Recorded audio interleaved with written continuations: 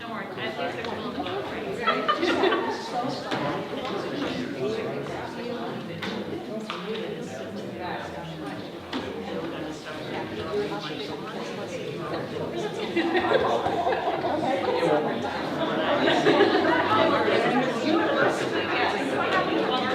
I thought I would take care of it, and I hate when I just open it, I'm like, and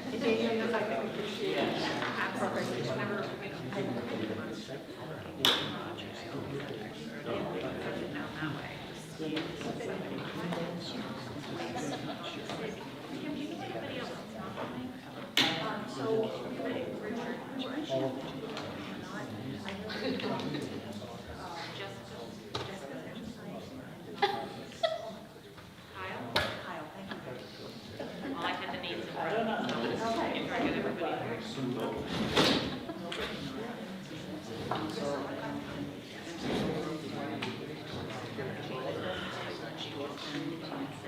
Try to get it resolved first.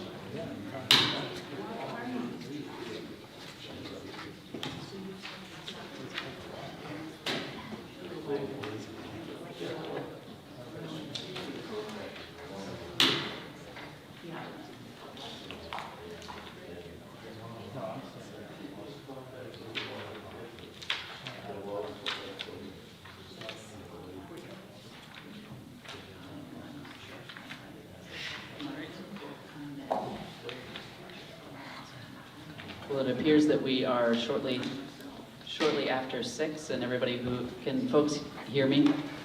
Yes. Okay, so I'll warn you just in case this makes a weird noise. It was doing some eardrum shattering stuff earlier, so just if you hear a noise like that, it's the microphones. It's not something more ominous than that necessarily. So I apologize in advance if that does happen. In the meantime, I would like to call to order the 14th regular meeting of the Board of Directors of SAD 52. And if Yuri could lead us in the pledge.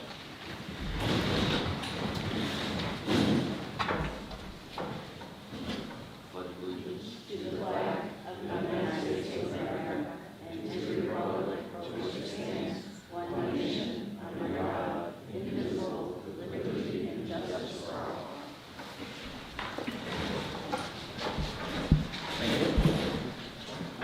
So our first order of business will be to act on the minutes of March 10th. Any errors or omissions on those? Seeing none, except those under general consent. Brings me to communications. Kim. Thank you.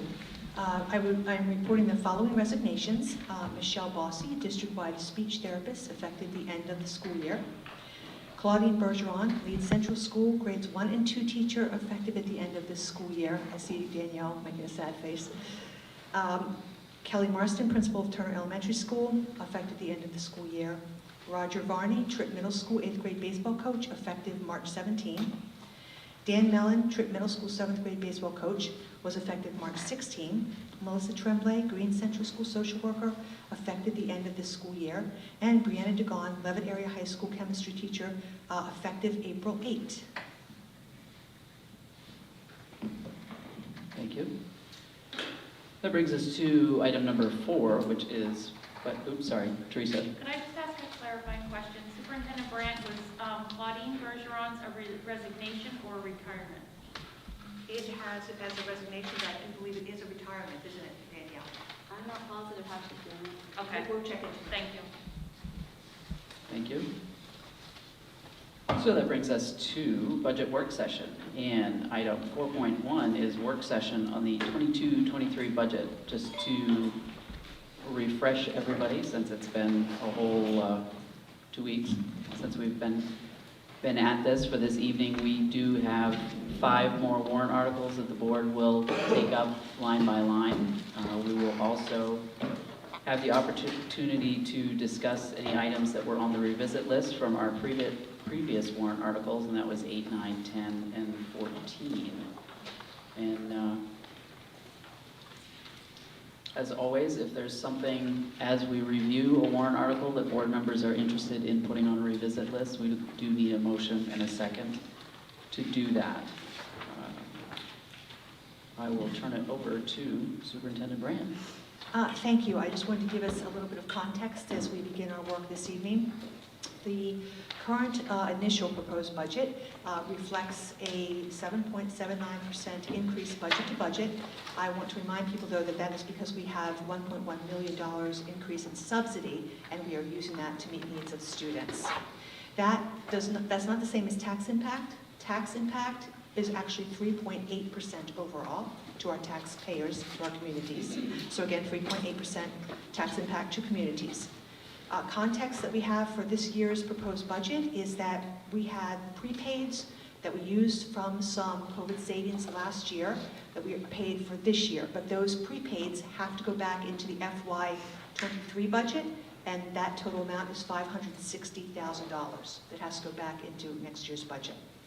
We have an increase in costs of goods and services, and we talked a little bit about diesel, for example, at our last board meeting. We have some updated information about that for this evening. A reminder that health insurance is budgeted at 10% because that is the maximum that it could come in for us. So we have it budgeted at that amount. And of course, there are, as there are every year, increases in contractual obligations. Things that the board will still want to talk about will be a possible increase in the technology reserve. As a reminder, we had $50,000 put into a technology reserve through last year's budget season, and we did that because we've used a lot of the federal funding to get devices for our students and upgraded devices for teachers, which is phenomenal. But we know that in 5 or 6 years from now, we'll be looking at replacing some of those, so we've got the technology reserve started. Then in July, we received the additional unanticipated subsidy. The board voted to give about half of that, $300,000, back to the towns to help mitigate tax impact. And out of that money, another $50,000 was set aside for the technology reserve. So the board will want to consider if they want to put anything further into that technology reserve. We also, or the board also wants to consider if they want to do any increase in the facilities reserve, and Dean will be able to give us some details on the facilities reserve at this point. And we have 3 coaches also in ESSER money this year and next year that we want to remember. So this evening, there are going to be a couple things we're going to talk about that are not reflected in what we have in front of us. And that is that early on in the budget process, Principal Shaw had asked or requested that we have vape detectors at the high school. At that time, however, he felt he wanted to do some more research on how those were working in other area schools. And the news is good on that they are working well. So that is a $15,000 cost that we are going to request goes into the budget. And then Dean's going to share some good information about diesel as well. And then I just want to remind the board, when we talked about insurance, 1% of that 10% of the Anthem that is budgeted is equal to about $37,000.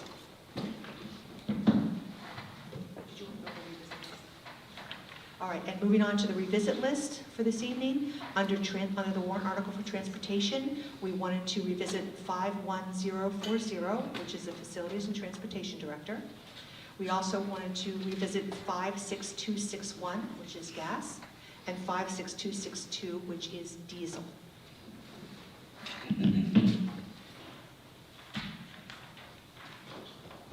Would this be the best time, Dean, to share additional information that you have as far as fuel costs, or what you've been able to find out as far as where we're at in the locking in pricing point?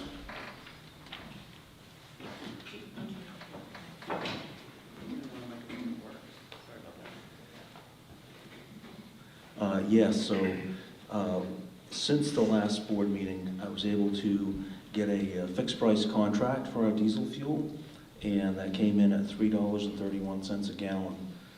While that is not what it used to be in the past, that's still a good deal better than what we were looking at for a while. So the difference between the $5 per gallon and the $3.31 is a savings of approximately $76,095. So that's yes, that is a savings based on what we thought we were going to ask for at that time.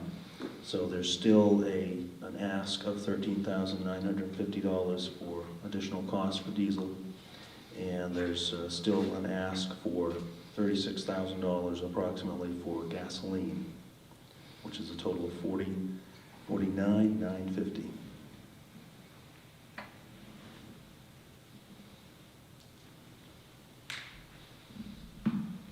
Thank you. So at this point, if I'm understanding you correctly, that price is locked in on diesel, so that's a known quantity. The gas price that we talked about last time, that's reflected in that increased cost, is that a locked price as well, or is that? It is not. Okay, so that's a projection We kind of thing. don't have a bulk storage facility. Thank you. Questions from board members on those updates?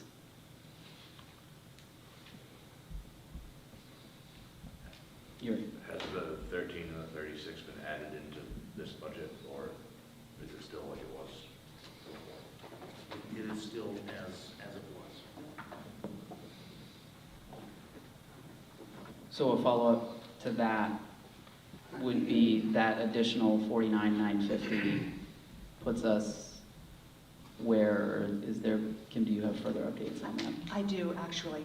So the great news is that Dean was able to lock in, and so last week we talked about an additional a piece to the budget of $126,000. So when Dean talked about the savings of 76, really we're talking about a reduction of what we thought we were going to have to add to the budget.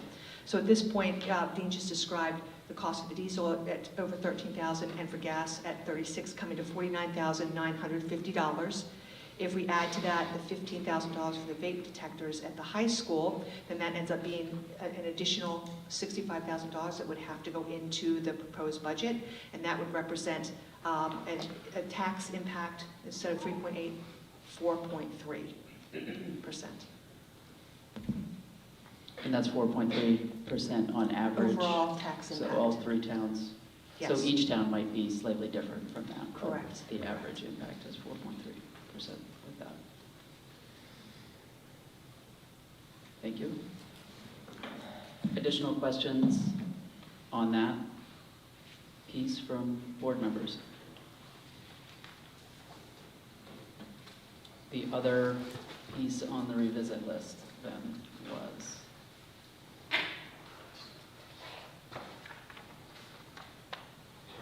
I think around the director Yes. position. Yes, someone had asked to put that on the revisit list.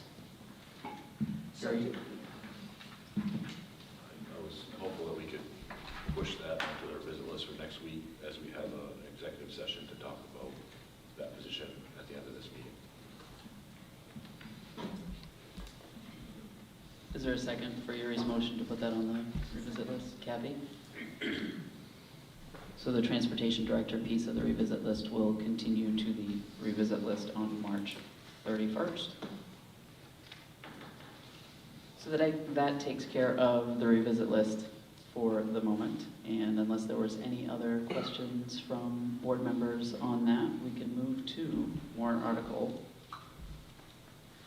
other instruction. Other instruction.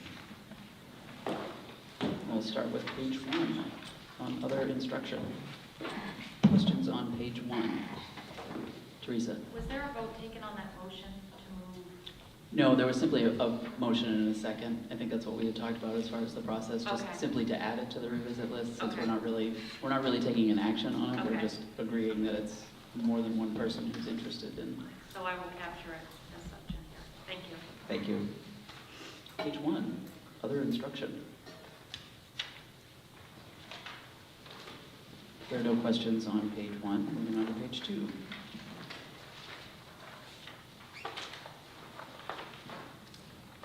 Yuri.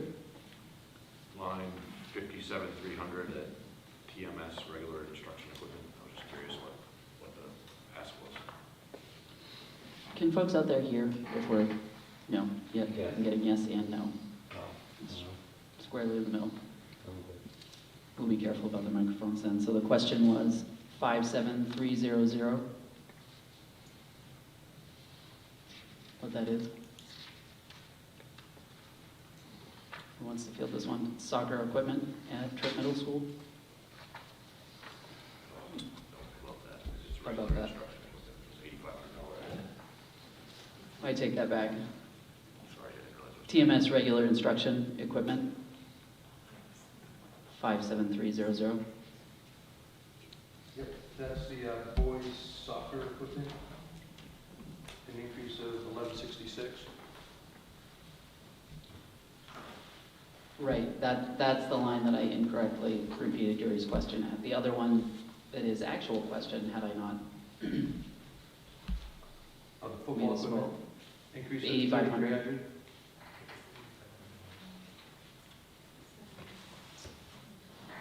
Yeah, so it looks like an $8,500 item. In front of me.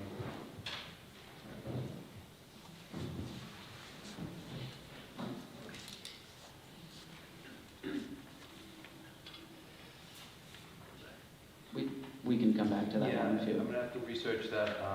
I know we did increase our football because we sent back, every year we recondition helmets, and there's a number of those that are now obsolete, so we have to replace those and continue adding to our helmets because the number of kids going up.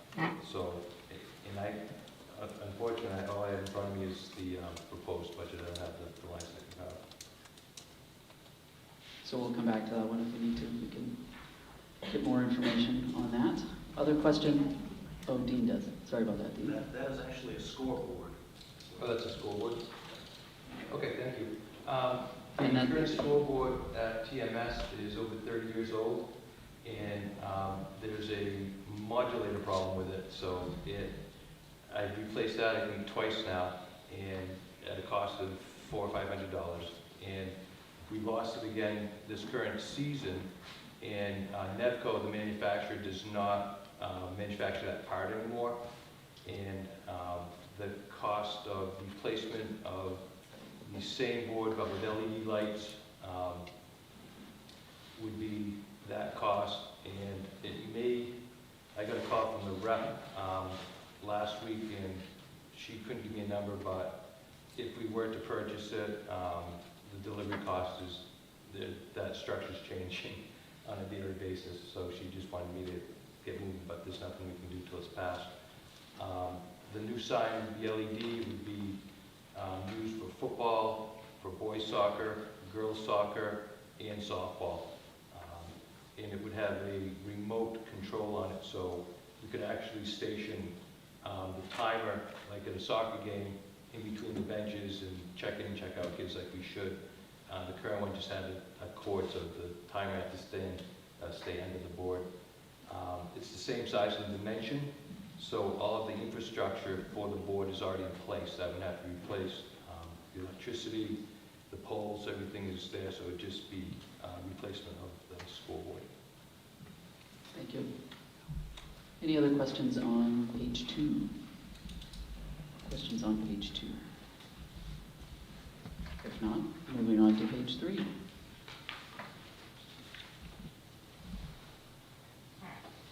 Questions on page 3.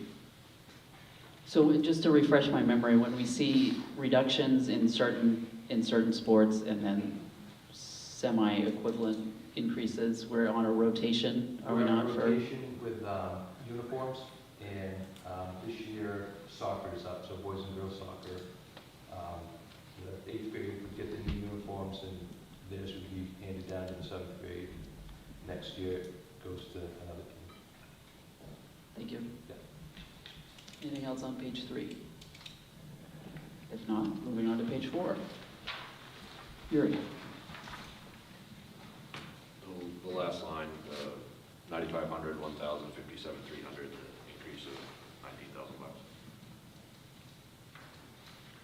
$19,000. And that's at Levitt Area High School. Yeah.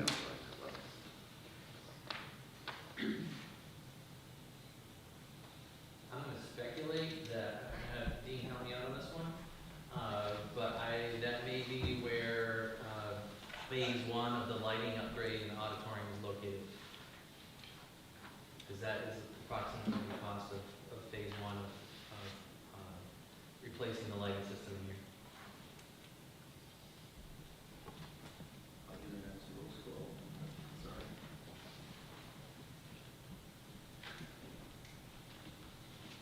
Yes, I do believe that's correct. Okay, thank you. Remind us, phase 1 of how many? 4. Of 4 phases?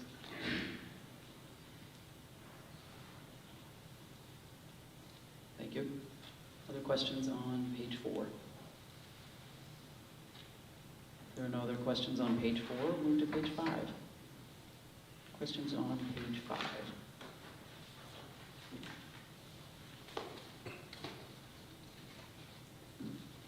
Any questions on page 5? If not, we'll move to page 6. Questions on page 6?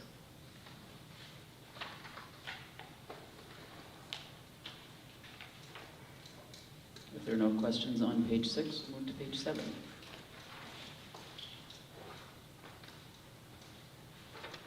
Questions on page 7?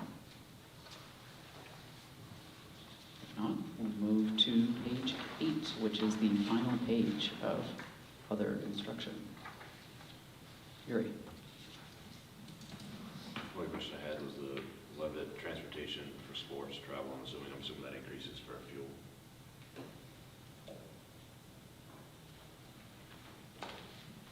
Fine, 58,500. Yes. Thank you. Any other questions on page 8?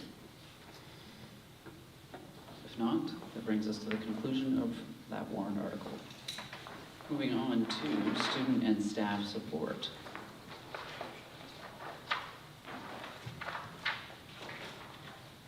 Page 1. Questions on page 1?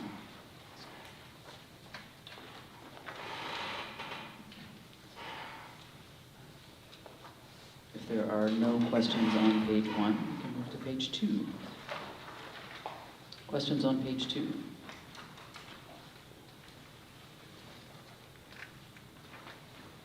Questions on page 2? If there are no questions on page 2, move to page 3. Yuri. The increase for Levitt guidance dues and fees, how come so significant? Is there an additional conflict? I'm going to get the acronym wrong, but it's increased dues for their organization. Is it the same answer for health service tuition for nurses? No. So for nurses, the increase is due to the actual people in the position and the courses that they plan to take. So anytime, just to clarify that, that's 52510 is the line, and anytime we are looking at budget numbers for tuition, those are based on actual requests. Is that accurate, Teresa? It is, but we typically, and Dean, I don't know if you want to speak to this, do a 3-year average, because things happen, and someone might plan to take a course, but then doesn't, or someone in the position changes. Yeah, you're correct. We take a look at the 3-year average. And that's also helpful in terms of any tuition increases. And our staff have been very good about expressing their interest in whether or not they would take a course. So just in case folks weren't able to hear Dean, any of those tuition lines do reflect both actual requests and a 3-year average of what we're seeing for those requests and courses that folks are taking advantage of. Other questions on page 3? Yuri?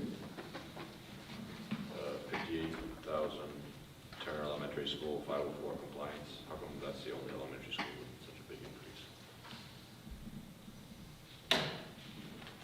Brian, do you want me to take that? For Turner Elementary School? No, Turner Primary School. Turner. Oh, Turner Elementary School, okay, I will take that then. That is because of the needs of the students, and that budget can fluctuate. Thank you. Other questions on page 3? If not, moving on to page 4.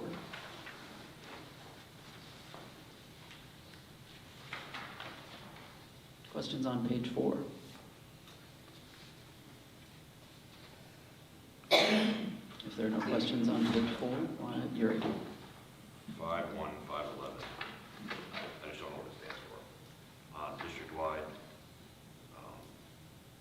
improvement of instruction, K-12 staff, something. Development. Yeah, so those are what we call stipend days, where teachers are paid for work on the curriculum, for planning some of the school leadership teams where the members of the teams do not get paid a stipend. When they work in the summer, they are paid for that time. And that's the same amount that was requested. Was it the same amount that was requested? Looks like it's new. It's been there before. I think that we had taken it out when we had school during COVID, and we were utilizing, remember back when we changed the calendar to allow for some instructional, some work days for the staff. So that is, I believe, Dean, it's $110 a day. That is correct. So just to make sure we're all on the same page, that's not something that's new. It's something that it looks different because it was handled differently. Yes, that is a practice that I believe has been in place since I've been in the district. Thank you. Other questions on page 4? Moving on to page 5.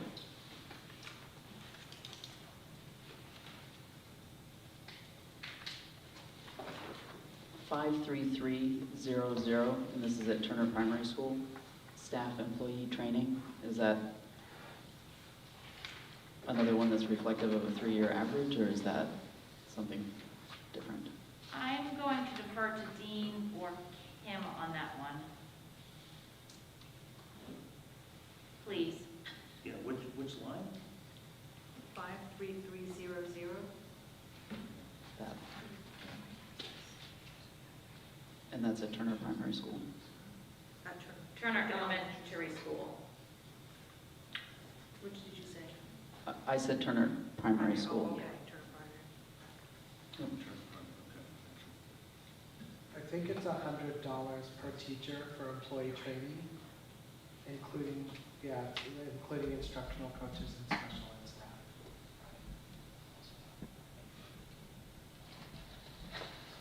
Thank you. And that would be in each school, is that? Okay. Thank you. Other questions on page 5? If not, moving on to page 6. Questions on page 6?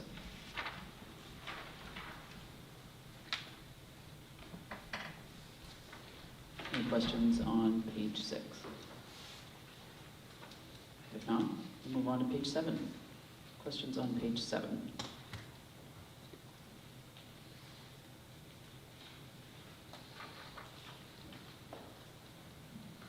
Crystal?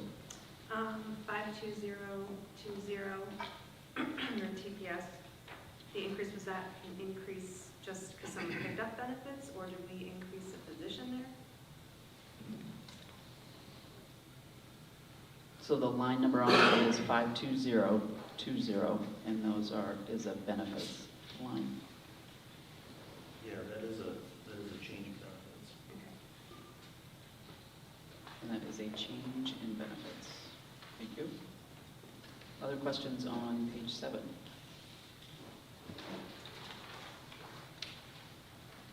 If there are no other questions on page 7, move on to page 8. Look at the page to turn. Questions on page 8?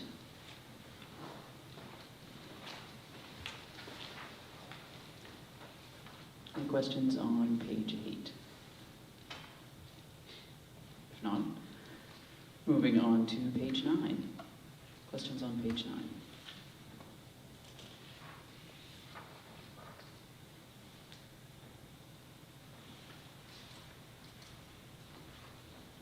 $51020 at Levitt Area High School.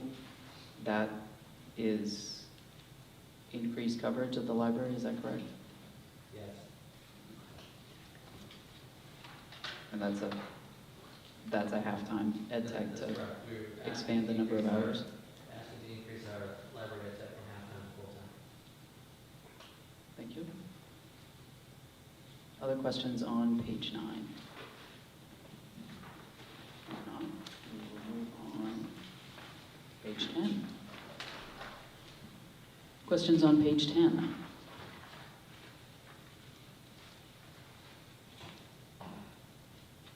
If there are no questions on page 10, we move on to page 11. Questions on page 11? If not, move on to page 12. Any questions on page 12? If there are no other questions on this, that brings us to the end of this warrant article. This brings us to system-wide administration.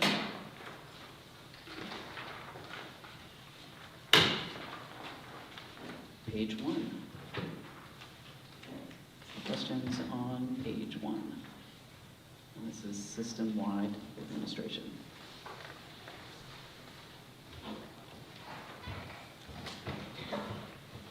Any questions on page 1? If not, we move to page 2. Questions on page 2?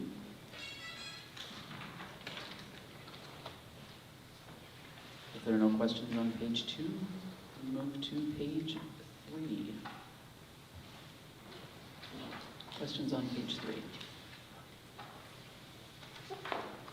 If there are no questions on page 3, that brings us to the conclusion of system-wide administration, bringing us to school administration.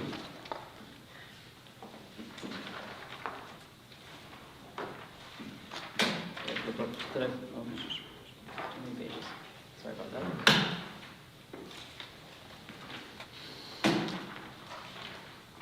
School administration, page 1. Questions on page 1?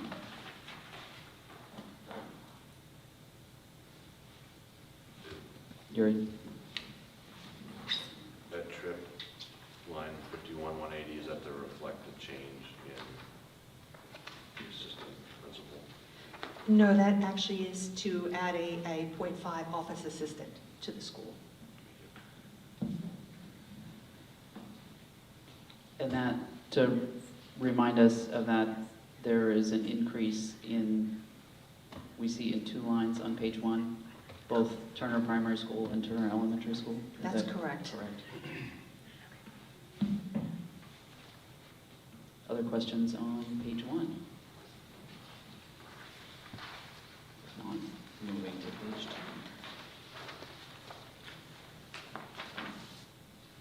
Questions on page 2?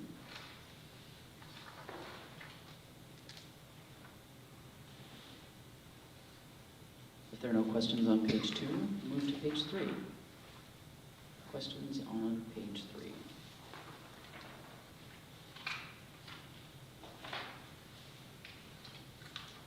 Any questions on page 3? If there are no questions on page 3, we'll move to page 4. Questions on page 4?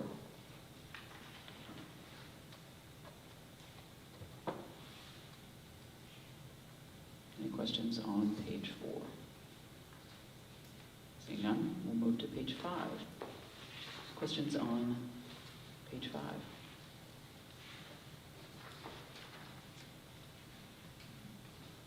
Any questions on page 5?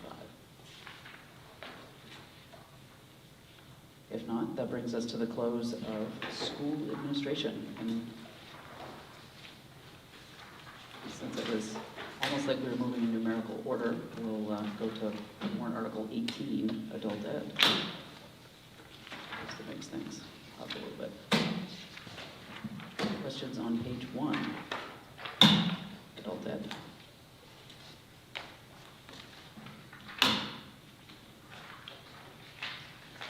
If there are no questions on page 1, move to page 2. Questions on page 2?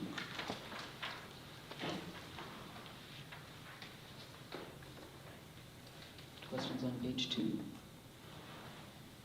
question. Yuri? Line 51010, AE workforce training, trained teacher salary, is that a loss of an employee? It is not. I'm not sure why that's a decrease.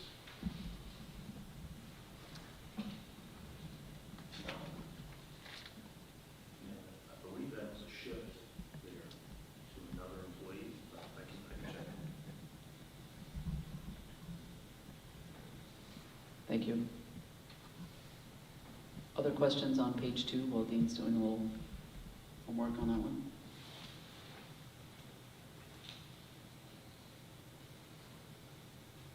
If there are no other questions on page 2, we can move on to page 3.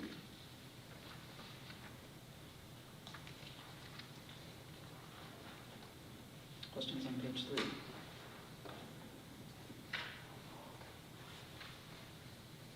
If there are no questions on page 3, move to page 4 on adult ed. Questions on page 4? If there are no questions on page 4, that brings us to the conclusion of warrant article 18, adult education. And just to refresh folks, the remaining item on our revisit list is the transportation and facilities director, I believe. And we will cover that again next time. And our next budget work session is March 31st here in this same place. And we will review the revisit list for any of these warrant articles. And we did add to the revisit list, didn't we? That's all for the Okay. So the only thing on that revisit list currently is the director position for additional discussion. Yuri? Can we add the question I just had for the visit list, just to give time enough to get the response? Yes. Dean, would that make this process a little bit smoother if we add the question on that one? So we'll follow up on that one.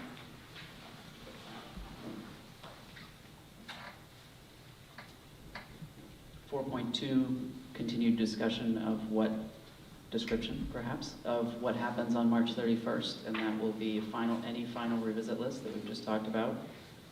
And we'll also look for adoption of the final proposed budget. That brings us to 4.3, other. Any other items related to the budget? Yuri? Will it take board action to put the diesel, would it take board action to put the extra diesel and gas costs into the budget, or is that an adjustment that administration is planning on doing? So administration is planning on putting that in there, and then the question is with that tax impact, is the board will want to discuss the difference in the tax impact.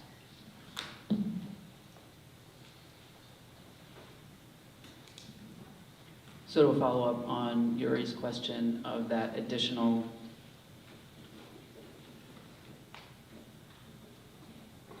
sum of $49,950, that includes, is that correct, Kim? Or is it Actually, not? $65,000 to include the vape detectors. Of $65,000 on top of the initial budget proposals, the board, if folks are interested in further discussion on that, whether that resultant tax impact of 4.3% on average to the towns is something the board is comfortable with, or if we would like to request that administration suggest some creative ideas to mitigate that impact. Now would be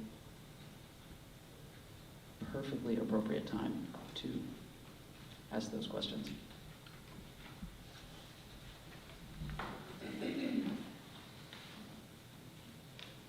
All set? Thank you.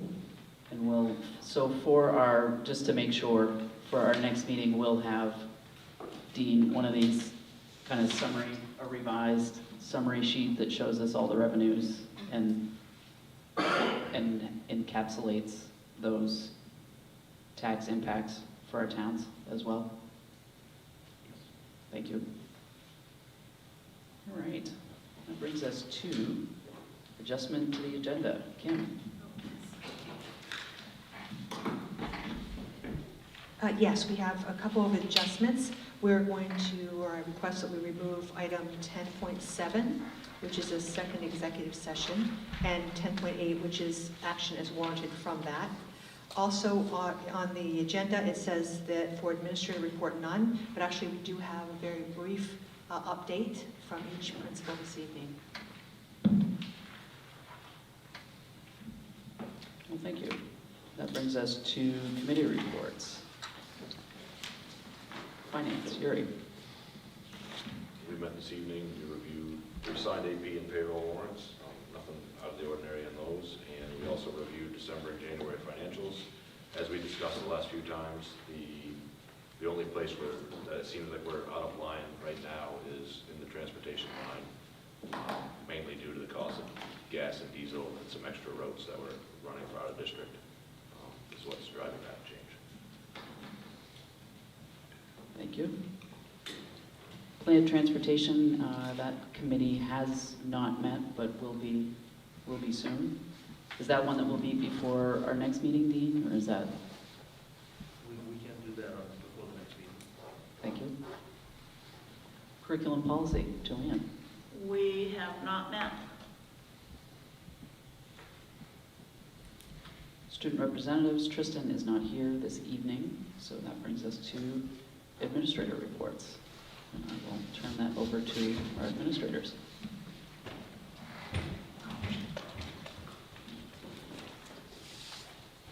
Just a couple of quick updates on some things that happened around the building. Number one, we are officially 3/4 of the way through the school year as of tomorrow. Third quarter ends tomorrow.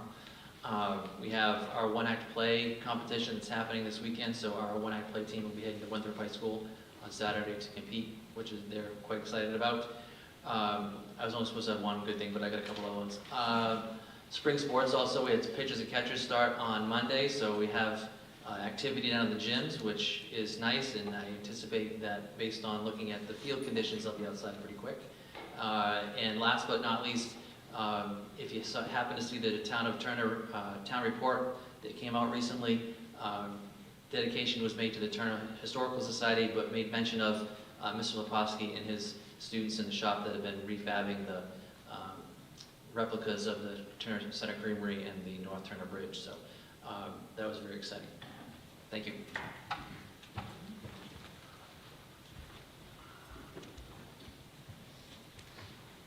Good evening. We just finished up trimester 2 at the middle school, and today was day 1 of 2 of March Mayhem. All of our teams compete in educational competitions in the theme of March Madness, including some staff trivia. And so an update as of right now, our Wildcat team is in first place by a slight 2-point margin. Looks like Ms. Gillis might be a little bit biased. However, our Bengal team has held the trophy for the last 3 years, so the competition is very, very close and high right now. I will keep you guys posted.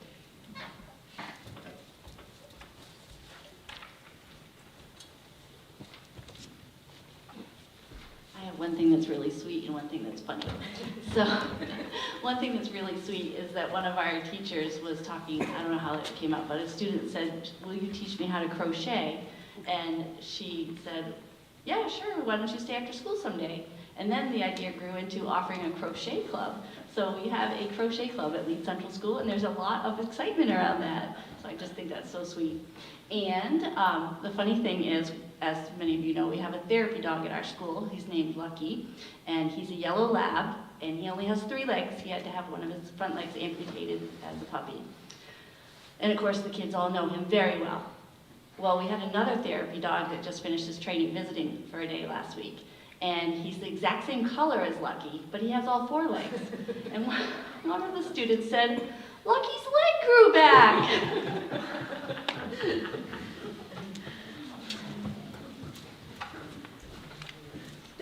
Good evening. A couple exciting things at Turner Primary School that we haven't been able to have for a couple years. We have a book fair coming up. I know that seems small, but it's really exciting to get our kids back into the teacher's room to be able to look at books they love and do book shopping and hopefully get some more books for their libraries at home and in their classrooms. So that's really exciting. And then the other piece that's exciting is we have our gym back. So we have relocated where our students eat lunch back to the cafeteria where it used to be. And so the students are still distanced. But the exciting thing is for some of our students, they've never had gym class in the gym because of the age and the length of the pandemic. So the kids are just loving the idea of getting to use the gym. And obviously it's going to become a community resource as well eventually, so that other people can start coming back to our school and using our facilities. So that's really exciting for TPS.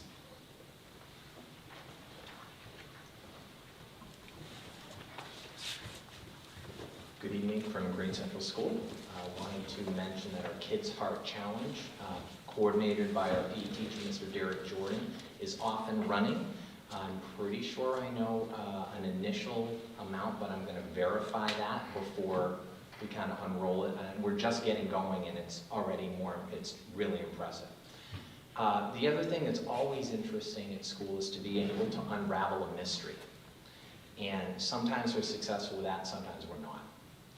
And as anybody that's been in a school knows, most of the time it's not particularly quiet, particularly around the principal's office. And so I really value the time after school, get some more paperwork done, make phone calls and those things. And every so often, because of where Green happens to be located, you'll know that there's nature out there. We have a raven that likes to walk down one of our paths like a gentleman on a stroll. Sometimes you hear the raven, and that's pretty neat. And then from time to time, you'll hear geese. And again, it has to be really quiet in order to hear the geese flying overhead.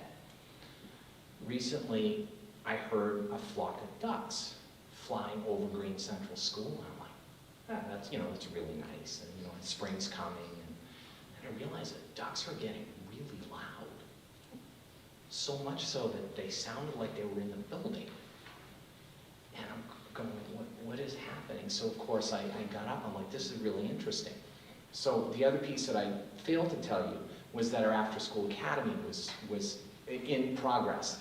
And so when the kids were doing their switching, as part of the way to kind of keep their vim and vigor going, they were encouraged to, we're going to walk and sound like a bunch of ducks. So and it got louder and louder, and as soon as I came around the corner, yeah, we've got a whole bunch of ducks parading down, and they were actually moving classrooms, and so they went from downstairs in the primary wing to upstairs, and about 4 minutes later, a completely different flock of ducks coming right down, making just as much noise. So I was glad we were able to unravel the mystery of the ducks inside the building. And in all seriousness, our after-school academy is doing amazing, amazing work. The kids, remember, we're looking for them to have that stamina, and they've been going all day, just like our staff.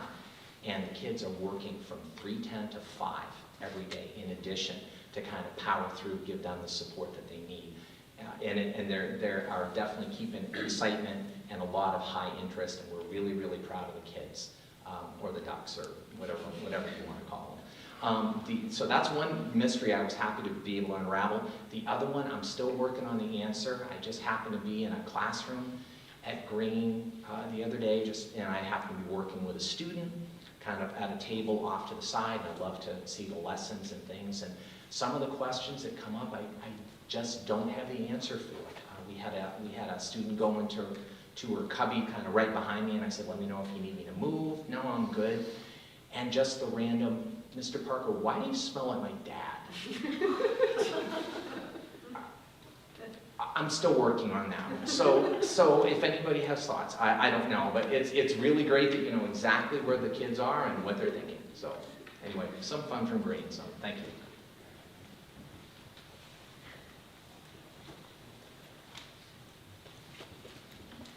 So, at Turner Elementary School, I have had the pure joy of being around students again. And I'm working really hard to learn their names. I know many of their names because, as they tell me, well, you were our principal at the other school. I'm not quite sure that's true about all of them because I really honestly don't remember them. But I have enjoyed being in the classrooms and spending time with them. The other exciting thing is we have gone back to some of the pre-pandemic procedures. Students are starting to eat in the cafeteria. We, instead of putting everybody back, we're putting half back at a time. And the teachers have been practicing that with the students this week. Also, we're starting to use just the front entrance again. And I was out during dismissal today and it was just much more organized. And I heard some comments from staff that they really appreciated that and liked doing it that way. We're also in the early planning stages for sixth grade recognition and a celebration of our sixth graders.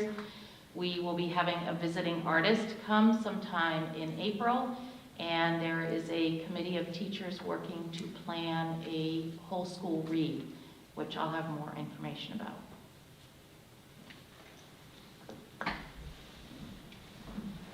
Thank you, and thanks for the updates on all the spring things that are happening in the schools. That's good to know on the ducks. I was a little concerned as to where that was going, if we really did have ducks in the school, which is a whole other set of conversations probably, although it is spring, so anywho.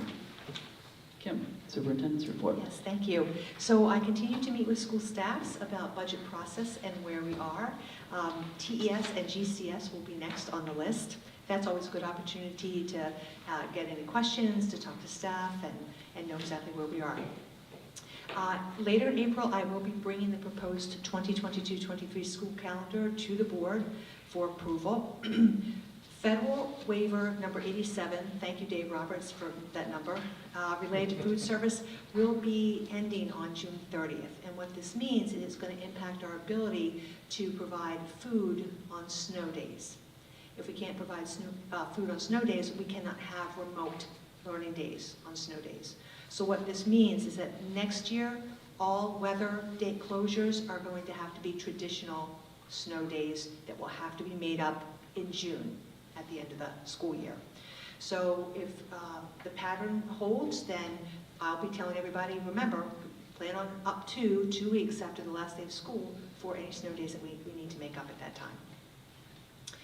Facilities and Transportation Director, I know that we were talking about that a little later on this evening. I'd like to thank those people who have agreed to serve on the interview committee for this position, and we will be beginning the work to find our next Facilities and Transportation Director starting tomorrow. There's a lot more involved than one might think as far as reviewing the job description, coming up with questions, taking a look at the essential criteria, the skills, the knowledge, the experience, making decisions on whom to interview. So it's a lot of good work, and I appreciate those people who are willing to participate. I had a board member express interest in the possibility of a Maine School Management Association school board training, as we have welcomed several new board members this year and will be welcoming another in April. In addition, this has been a really challenging year to be a board member. It's been hard during public comment, and I do think that this training would be a great support to all of our board members, especially as we've seen a lot of change this year.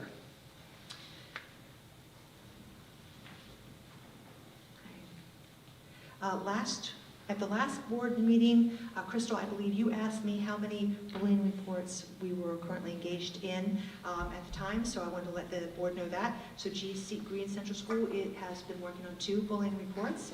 Leeds Central School has finished up a report recently, but isn't working on one right now.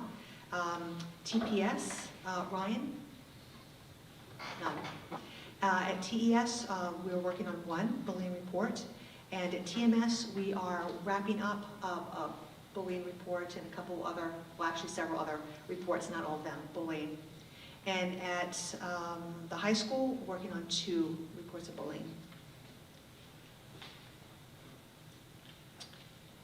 Okay, where else? All right, data. Every board meeting, have been presenting data related to COVID-19, and I will continue to do that. We've got some very positive news this week again. As far as the level of community transmission in Androscoggin County, that is low. So that's great news.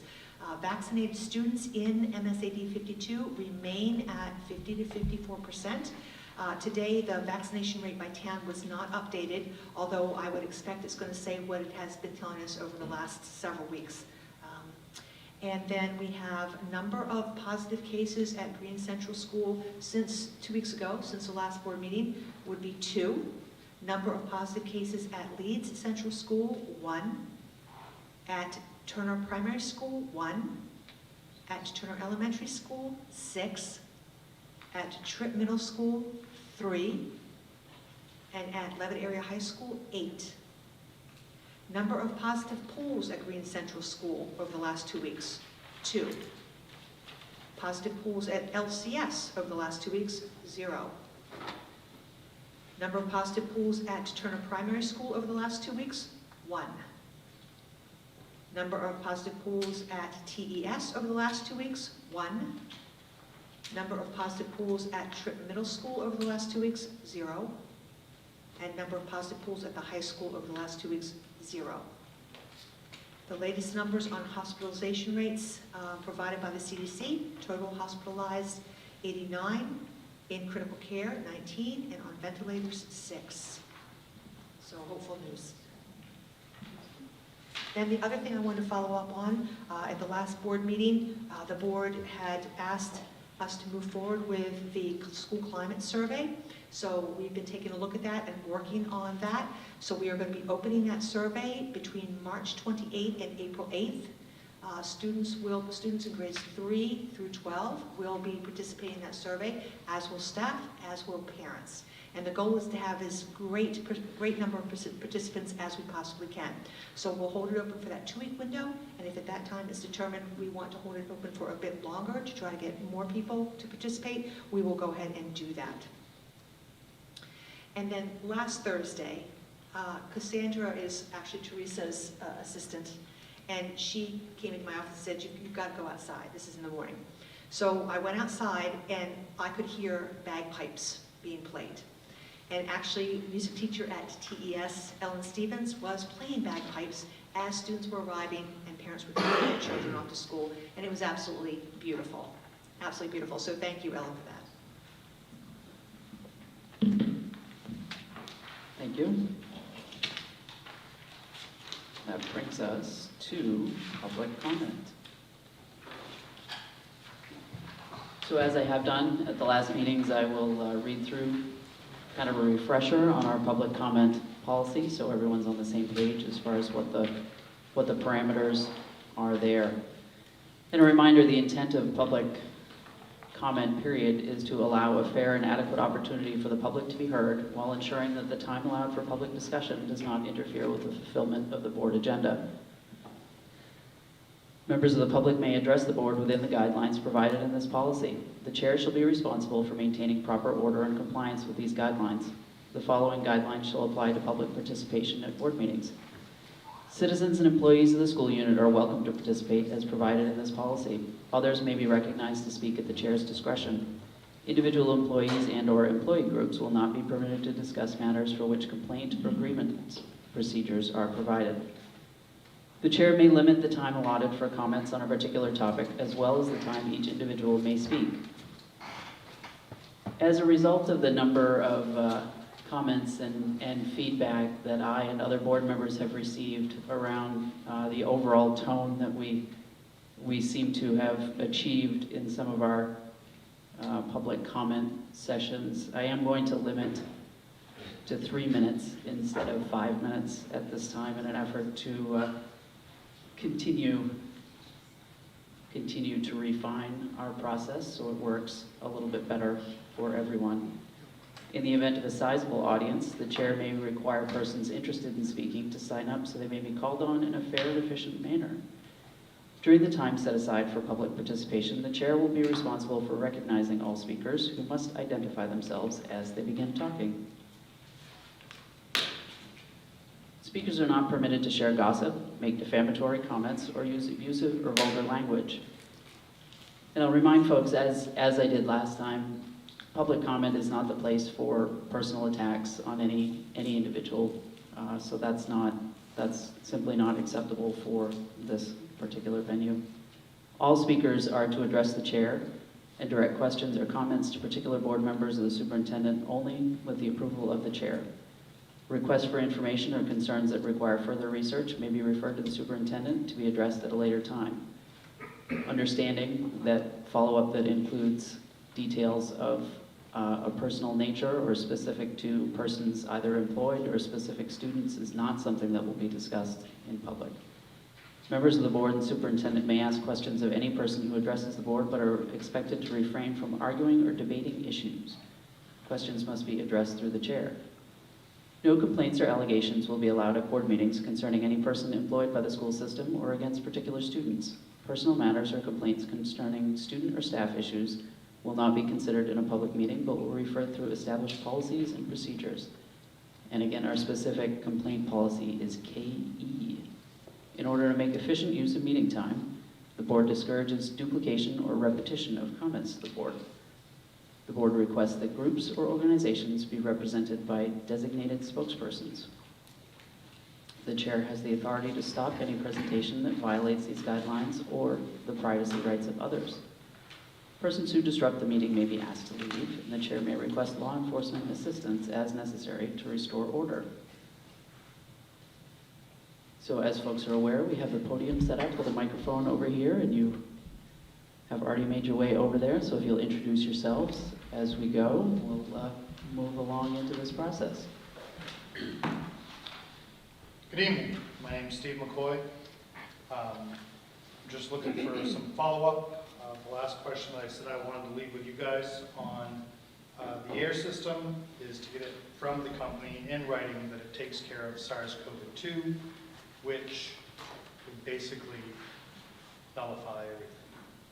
It needs to be in writing, that way you're not held accountable for it, they are. Number two, follow up on the bullying and the disrupting in the classrooms. You know, I had a little epiphany 2 weeks ago when I'm standing here and I'm watching a couple of sheriffs stand back here, just kind of hanging out. I don't feel that there's a need for them to be here with our tax dollars paying attention to what's going on here when they could actually be used, like when I was in school, what they called an officer friendly, who would just kind of roam down the hallways at different times, maybe during switching of classrooms. Maybe it was just, you know, certain days where teachers thought it might be more important to have them there than in other days. But having that view as a student, I can tell you that their own gossip will start. What are they doing here? You know, are they here because of my misbehavior or what it would happen to be? There's a lot of things that we could do just stepping outside of the box a little bit to help correct some of these issues that you have going on. The third thing that I want to get to is basically on the curriculum. We've really got to dig into this curriculum and figure out what our kids, and I'm talking pre-K through 12, are being taught when it comes to the CRT and it comes to the social emotional learning. And I'll just give you guys a little bit of insight. I'm a business guy, and I know what equity means. It's not sharing of feelings or anything like that. It has everything to do with, like, for instance, the equity in your home. So you earn that. You earn that by paying for it. So equity, inclusion, equality, yes, I agree that there's certain things that should be taught there, but if you look at what's coming into the curriculum, there's things other than that coming in. And we need to stop them before they become part of our curriculum. Recently just heard the superintendent talking about snow days. No food for the kids, we can't do remote. That seems a little awkward to me. I might want to be talking to whoever's making those rules and seeing why me feeding my own kid at home isn't going to work for them to be able to have a remote day and nullify a snow day. Snow days are hard enough for a lot of people. Some people do need daycare on those days, or they have to stay home from work, or whatever it happens to be. And We're at 3 minutes. last suggestion, how about moving our classes during the day from 80 minutes to 40 minutes? Thank you. Keep people's attention a little bit longer, we might be able to teach them some more.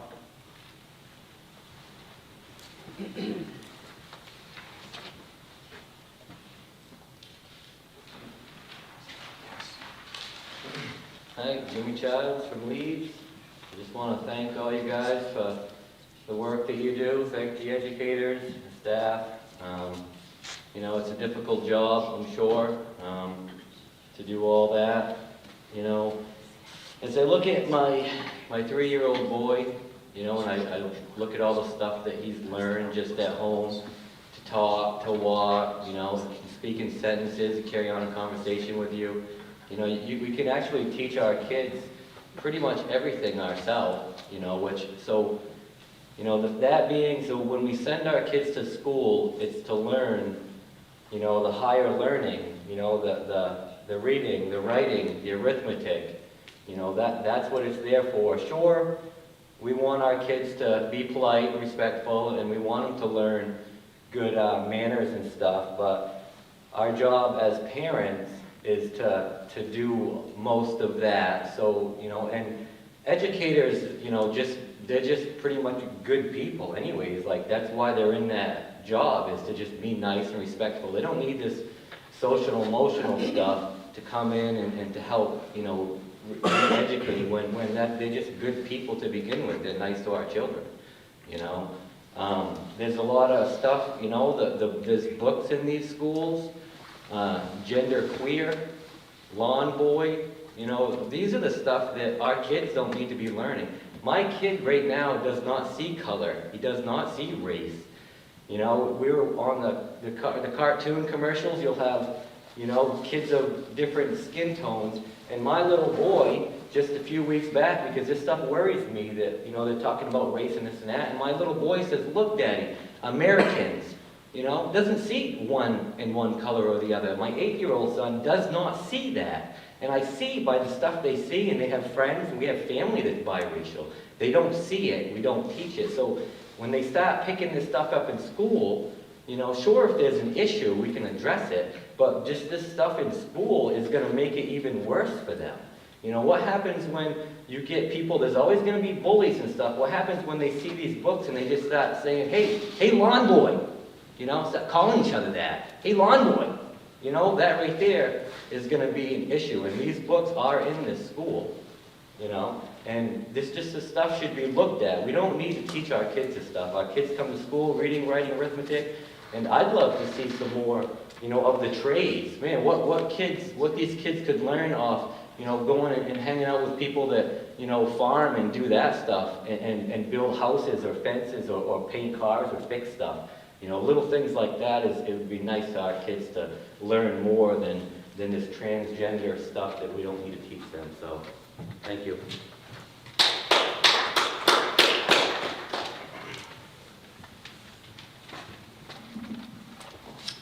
Crystal Nicholas from Green. At our last meeting, a fellow parent requested information on the percentage of those voluntarily masking after the illegal dictates were ditched. This parent was cautioned, as their query wasn't helpful, given the school's bullying policy. Where was this concern earlier, when parents pointed out that these same safe and effective masks were in actuality harming children? It was your child's word against the CDC's, and apparently, those children were just whiners who couldn't figure out how to bend the rules without actually breaking them, and managed to function with a bacteria-laden mask wrapped around their face. The administration didn't believe us, or didn't care, or both. The low-hanging, plump fruit of hypocrisy abounds. Do we not just hear the percentage of those vaccinated read out for all to hear? Apparently, it is perfectly acceptable to divide people into groups of those choosing an experimental treatment and those rejecting it, and then announcing those percentages to the public. Never mind privacy and all that. This weekly reminder can certainly be interpreted as an incentive, or at the very least, a strong encouragement to push an experimental drug. Indeed, some of our highest officials here have touted this injection as safe and effective, urging the community to seek this treatment, and thus dispensing medical advice without a license. Mind you, we now live in a time where licensed medical professionals, allowed by their position to prescribe off-label treatments for, say, drugs that have been documented for decades to be universally safe, are being relieved of their licenses for daring to do this, something they have always done, are qualified to be doing, and will continue to do. My own doctor prescribed me an off-label drug, and the medical Gestapo have not discovered this yet, apparently. Let us pause to consider this. School administrators without medical degrees disregard federal, state, and local laws to force students into using an unlicensed, non-prescribed, off-label, non-FDA-approved medical device from which they were clearly suffering. If any student failed to capitulate to these demands, their legal right to their education was denied by these educators. All this is going on against a backdrop of actual licensed practicing doctors prescribing ubiquitous safe drugs off-label. These doctors are made examples of, and their licenses are pulled. While we are no longer surprised to see government overreach, we are nonetheless disappointed to find this corruption so close to home, sickening our children. Where was the concern of our board over these bullied children? There was no concern. Where was the research and due diligence to ensure that these medical devices and treatments were completely safe without any adverse effects? There was no research, just the parroting of CDC mandates. We deserve better than the medical tyranny currently being inflicted on us and our children by conflicted, corrupt elected officials, however close to us they may be lurking. Thank you.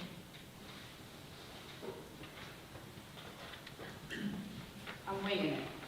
I'm going to speak first, I'm Ivy. I'm one of the parents, the kids in school. I have a lot of concern. I know the teachers are exhausted. Parents are exhausted with a lot of the stuff that we're hearing. It's hard to address and work on issues if we're sitting here in an intimidating manner between you guys and us. It would be wonderful if there could be meetings where we sit down with a cup of coffee and really sit and talk about these feelings as an adult to an adult, parent to parent. That would help a lot of this tension, I think, between what the board is hearing and what the parents are hearing. I'm a little concerned about the CRT and the emotional social learning going on in school. It is happening, and it's really concerning. Diversity is not about black, white, or being portrayed as that. Diversity is culture, ethnicity, and that is not what's being pushed. I get that schools are trying very hard to backpedal on a situation that has occurred. The comments of, we are no longer reading books about students that look like you. And to another child with color to their skin, say, we are going to read books about kids like you. Well, a lot of the books that are being pushed are about gangs, inner city. They're also about police that seek out those colored children to shoot down. And that is a concern, because that is CRT, that's the left-wing political agenda that they're pushing into schools. I grew up in a ghetto, if you'd like to call it that, not a white picket fence community like here in Maine. I know what it's like to go to bed and have to worry about a bullet coming through my house at night while I sleep, or my foster children getting hit by one. I can tell you, living in these communities, that they're not a bunch of gang-banging thugs that are portrayed in these books that are being pushed in our school. There's many amazing, wonderful people that are lawyers, doctors, parents that are trying to build their communities better and support each other. But for a school to push the divide between pigments of our skin, I can go to Africa, Egypt, Puerto Rico. There's people that are whiter than me and people that are darker than dark. So what really defines us as being black or white? There's nothing. It's beautiful skin tones to us. But if you're going to point that out in your classroom, that is racist. That is a suppressor who is teaching the suppressed that they're suppressors. That is CRT. Our kids are already going through enough these last 2 years during the pandemic. There's a lot of talk in the schools about depressed, anxiety. Drugs are being riddled through our school. Inappropriate sexual activities are happening in our school. Kids are being severely bullied to where I just heard that a young child in an elementary school wanted to kill himself because it's getting too far. So if we bring these racially charged political stuff into our schools, We're at 3 minutes now. yeah, it's only creating more tension. There's already racial slurs that are And I would happening in our remind schools. folks that if there are particular materials that parents wish to take up, we do have a policy around that. It's IJJ. So Well, if there our are job, specific. our job as a community is to So work if together there- and talk if about there these are issues. specific books, publications that warrant additional discussion, that policy All right, are you gives some done so I ideas can on how to continue, do please? that. No, we're at 3 minutes. A 3-minute limit for each speaker. Okay. on Well, public there's some comment. books, I come from the gay community, I am a lesbian. So that's 3-minute limit, and we're past that now. We're past So that. thank you. All right.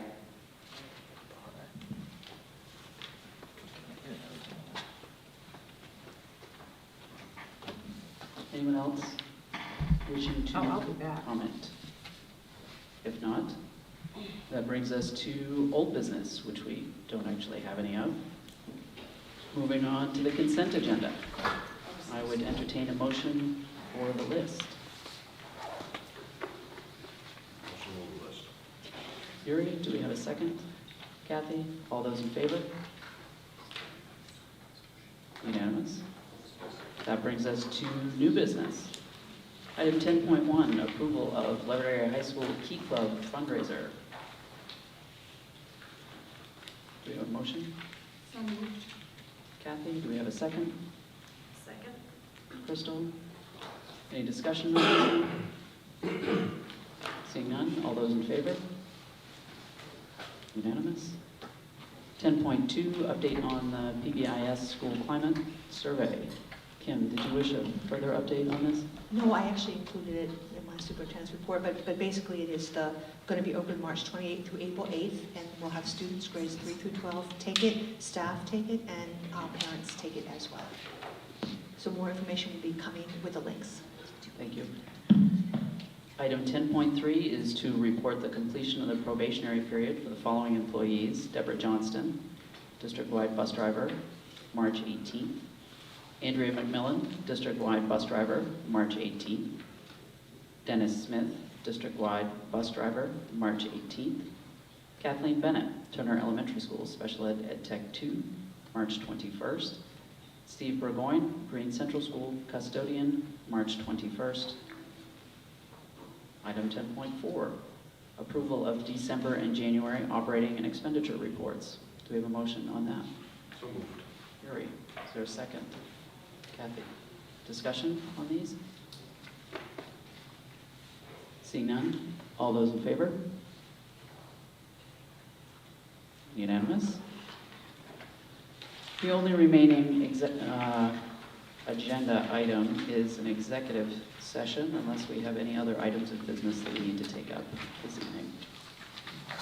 If not, I would entertain a motion for 10.5, and that is an executive session for compensation of officials, appointees, employees pursuant to 1 MRSA 4056A.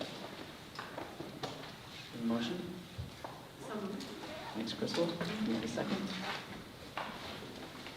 Kathy? Thank you. All those in favor? Unanimous? We will head into executive session. Thank you, folks, for being here this evening.